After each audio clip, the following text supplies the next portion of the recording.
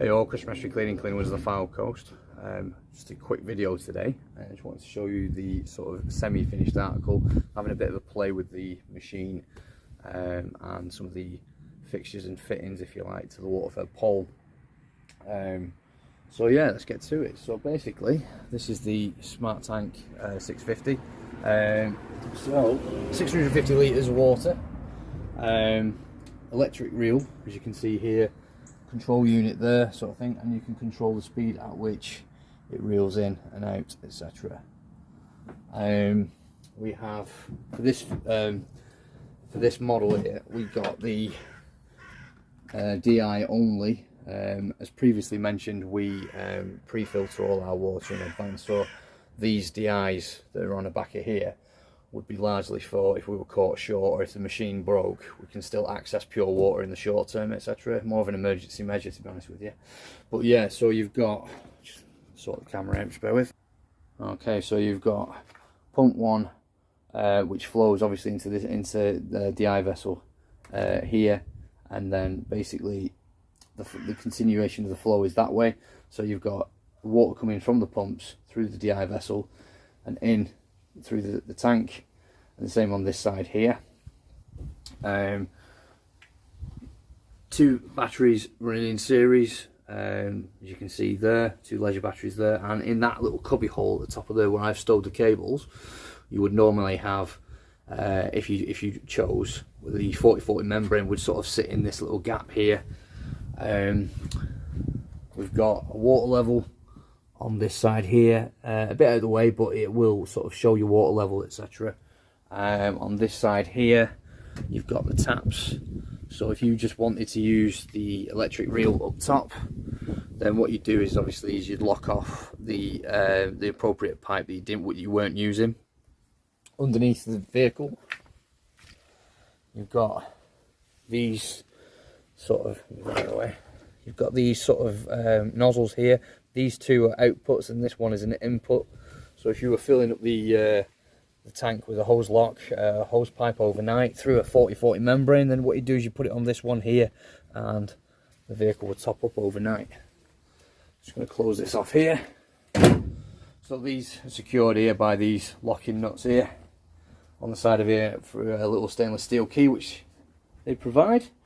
We've had the Linex floor put in on the back of the vehicle. All the ply has been ripped out, so it's just pure metal work underneath there, but this Linex will keep that sort of watertight and protect the vehicle from any sort of rot and damage, if you like. So then we've also got this sort of plastic sort of Linex on the outer of the vehicle with these brackets fitted to it.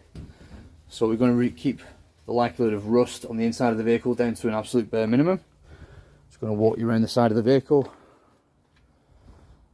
Okay, so we opted for a manual reel as our second means.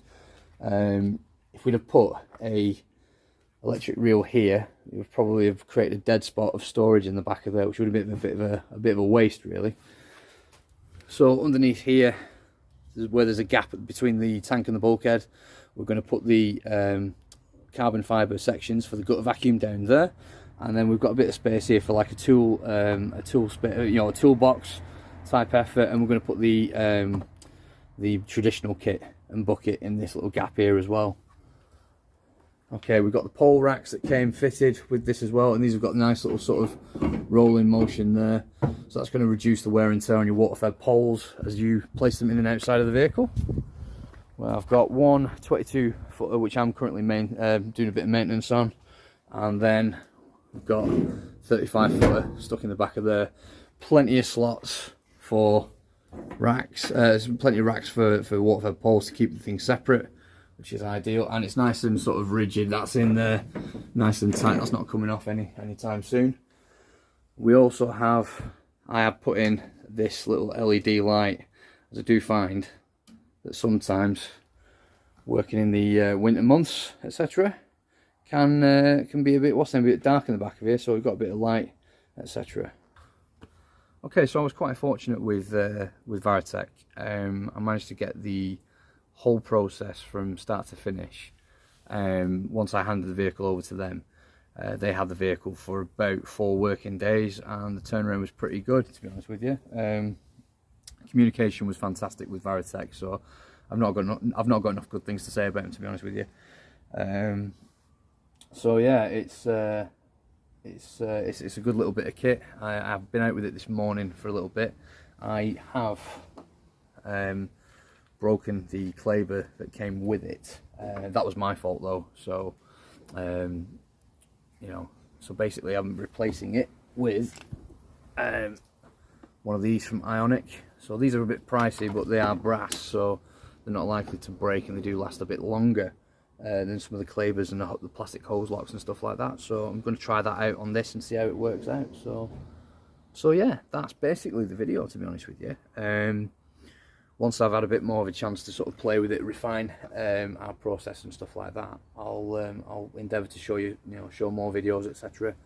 on this bit of kit. So yeah, on that rather contrived bombshell, have a great day, peeps, and I will see you in the next video. If you have any questions, queries, comments, snide remarks, snotograms, I'll leave a link in the description for my email, or you can use any of the socials, social medias, things like Instagram, Facebook, etc. So yeah, keep on keeping on. All the very best.